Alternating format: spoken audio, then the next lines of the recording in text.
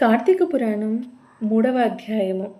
జనక మహారాజా కార్తీక మాసమున ఏ ఒక్క చిన్నదానము చేసినను అది గొప్ప ప్రభావము గలదై వారికి సకల ఐశ్వర్యములు కలుగుటయే కాక మరణానంతరం శివ సాన్నిధ్యమును చేరుదురు. కానీ కొంతమంది అస్థిరములైన భోగభాగ్యములు విడువలేక కార్తీక స్నానములు చేయక అవినీతిపరులై భ్రష్టులై సంచరించి కడకు క్షుద్ర జన్మలు అనగా కోడి కుక్క పిల్లిగా జన్మింతురు. అధమము కార్తీక మాస శుక్ల పౌర్ణమి రోజునైనను స్నానదాన జప తపాదులు చేయకపోవట వలన అనేక చండాలాది జన్మలెత్తి కడకు బ్రహ్మ రాక్షసిగా పుట్టుదురు. దీనిని గురించి నాకు తెలిసిన ఇతిహాసం ఒకటి వినిపించేదను, సపరివారముగా శ్రద్ధగా ఆలకింపుము. బ్రహ్మ రాక్షసులకు ముక్తి కలుగుట. ఈ భారతఖండమందలి దక్షిణ ప్రాంతమున ఒకానొక గ్రామములో మహావిద్వాంసుడు, తపశాలి, జ్ఞానశాలి, సత్యవాక్కు పరిపాలకుడు అగు తత్వనిష్ఠుడు అను బ్రాహ్మణుడొకనుండెను. ఒకనాడు ఆ బ్రాహ్మణుడు తీర్థయాత్ర సక్తుడై అఖండ గోదావరికి బయలుదేరును.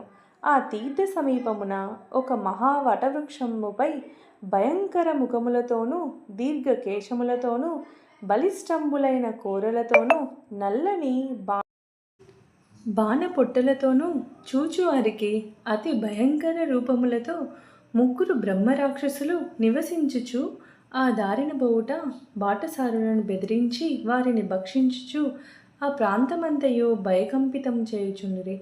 తీర్థయాత్రకై బయలుదేరి అఖండ గోదావరి పుణ్యక్షేత్రమున పితృదేవతలకు పిండ ప్రదానం చేయుటకు వచ్చుచున్న విప్రుడు ఆ వృక్షము చెంతకు చేరుసరికి యథాప్రకారము బ్రహ్మరాక్షసులు క్రిందకి దిగి అతనిని చంపబోవు సమయమున బ్రాహ్మణుడు ఆ భయంకర రూపములను చూచి గజగజ వణుకుచు ఏమియూ తోచక నారాయణ స్తోత్రం బిగ్గరగా పఠించుచు, ప్రభో ఆర్తత్రాణ పరాయణ అనాథ రక్షక, ఆపదలోనున్న గజేంద్రుని నిండు సభలో అవమానాల పాలగుచున్న మహాసాధ్వి ద్రౌపదిని బాలుడగు ప్రహ్లాదుని రక్షించిన విధముగానే ఈ పిశాచముల బారి నుండి నన్ను రక్షించు తండ్రి అని వేడుకొనగా ఆ ప్రార్థనలు విన్న బ్రహ్మరాక్షసులకు జ్ఞానోదయం కలిగి, మహానుభావ, మీ నోటి నుండి వచ్చిన శ్రీమన్నారాయణ స్తుతి విని మాకు జ్ఞానోదయం అయినది, మమ్ము రక్షింపుడు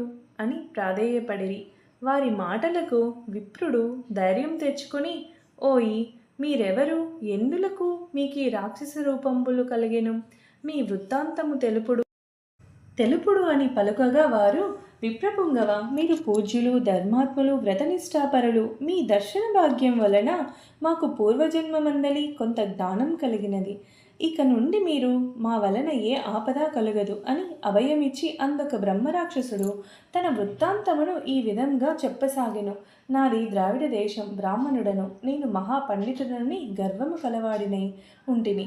న్యాయ విచక్షణలు మాని పశువు వలె ప్రవర్తించి తిని బాటసారుల వద్ద, అమాయకపు గ్రామస్తుల వద్ద దౌర్జన్యంగా ధనం లాగుకొంచు దుర్వ్యసనాలతో భార్యాపుత్రాదులను సుఖపెట్టక పండితులను అవమానపరచు లబ్ధుడునై లోకకంటకుండిగా ఉంటిని. ఇట్లుండగా ఒకానొక పండితుడు కార్తీక మాస వ్రతమును యథావిధిగా ఆచరించి భూతతృప్తి కొరకు బ్రాహ్మణ సమారాధన చేయు తలంపుతో పదార్థ సంపాదన నిమిత్తము దగ్గరున్న నగరమునకు బయలుదేరి తిరుగు ప్రయాణములో మా ఇంటికి అతిథిగా వచ్చిన పండితుని నేను దూషించి కొట్టి అతని వద్దనున్న ధనము వస్తువులు తీసుకుని ఇంటి నుండి ఇంటి వేచుతుంది. అందులక విప్రునకు కోపం వచ్చి, ఓరి నీచుడా, అన్యక్రాంతముగా డబ్బు కూడా పెట్టినది చాలక మంచి చెడ్డలు తెలియక తోటి బ్రాహ్మణుడని కూడా ఆలోచించక కొట్టి తిట్టి వస్తు సామాగ్రిని దోచుకుంటివి. కాన నీవు రాక్షసుడవై నరభక్షకుడుగా నిర్మానుష్య ప్రదేశములలో నుందువుగాక అని శపించుటచే నాకు ఈ రాక్షస రూపము కలిగినది. బ్రహ్మాస్త్రమునైనా తప్పించుకొనవచ్చును, కానీ బ్రాహ్మణ శాపమును తప్పించలేము కదా. కాన నా అపరాధము క్షమింపుమని వానిని ప్రార్థించి తిని. అందులకాతడు దయతలిచి, ఓయి గోదావరి క్షేత్రమందొక వటవృక్షము గలదు. నేనేవందు నివసించుచు ఏ బ్రాహ్మణుడు కార్తీక వ్రతమాచరించి పుణ్యఫలమును సంపాదించి ఉండును. ఆ బ్రాహ్మణుని వలన పునర్జన్మనందుగాక అని వెడలిపోయెను. ఆనాటి నుండి నేను ఈ రాక్షస రూపమున నరభక్షణము చేయుచుంటిని. కాన ఓ విప్రోత్తమ, నన్ను నా కుటుంబము వారిని రక్షింపుడని మొదటి రాక్షసుడు తన వృత్తాంతమును చెప్పెను. ఇక రెండవ రాక్షసుడు, ఓ ద్విజోత్తమ, నేను కూడా పూర్వజన్మలో బ్రాహ్మణుడనే. నేను నీచుల సహవాసము చేసి తల్లిదండ్రులను బాధించి వారికి తిండి పెట్టక మార్చి అన్నమో రామచంద్ర అనుటలను చేసి వారి ఎదుటనే నా భార్యాబిడ్డలతో పంచభక్ష పరమాన్నములతో భుజించుడువాడెను. నేను ఎట్టి దాన ధర్మములు చేసి ఎరుగను. నా బంధువులను కూడా హింసించి వారి ధనమపహరించి రాక్షసుని వలె ప్రవర్తించి తిని. కాన నాకీ రాక్షసత్వం కలిగెను. నన్నీ పాప పంకిలము నుండి ఉద్ధరింపుము అని బ్రాహ్మణుని పాదములపై పడి పరిపరి విధముల వేడుకొనెను. మూడవ రాక్షసుడు కూడా తన వృత్తాంతమును ఇలా తెలియచేసెను. మహాశయ, నేనొక సంపన్న కుటుంబంలో పుట్టిన బ్రాహ్మణుడను. నేను విష్ణు ఆలయంలో అర్చకునిగా ఉంటిని. స్నానమైనను చేయక కట్టుబట్టలతో దేవాలయంలో తిరుగుచుండెడివాడెను. భగవంతునికి ధూపదీప నైవేద్యములైనను నర్పించక భక్తులు కొని తెచ్చిన సంబరములను నా ఒంపుడు గత్తెకు అందజేయుచు మద్య మాంసము సేవించుచు పాపకార్యములు చేసినందున నా మరణానంతరం ఈ రూపమును ధరించి తిని. కావున నన్ను కూడా పాప విముక్తుణ్ణి కావింపుమని ప్రార్థించెను. ఓ జనక మహారాజా, తపోనిష్ఠుడగు ఆ విప్రుడు పిశాచముల దీనాలాపములు ఆలకించి, ఓ బ్రహ్మరాక్షసులారా, భయపడకుడు. మీరు పూర్వజన్మలో చేసిన ఘోర కృత్యముల వల్ల మీకు ఈ రూపములు కలిగెను.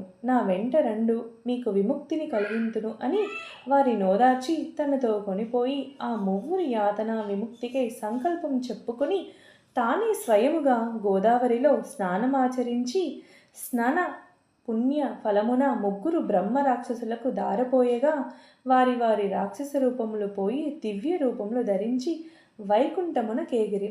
కార్తీక మాసములో గోదావరి ఆచరించినచో హరిహరాదులు సంతృప్తి పొంది వారికి సకలైశ్వర్యములు ప్రసాదింతురు. అందువలన ఎంత ప్రయత్నించినా సరే కార్తీక స్నానం ఆచరించాలి. ఇట్లు స్కాంద పురాణాంతర్గత వశిష్ఠ ప్రోక్త కార్తీక మహత్యమందలి 3వ రోజు అధ్యాయము 3వ రోజు పారాయణము సమాప్తము.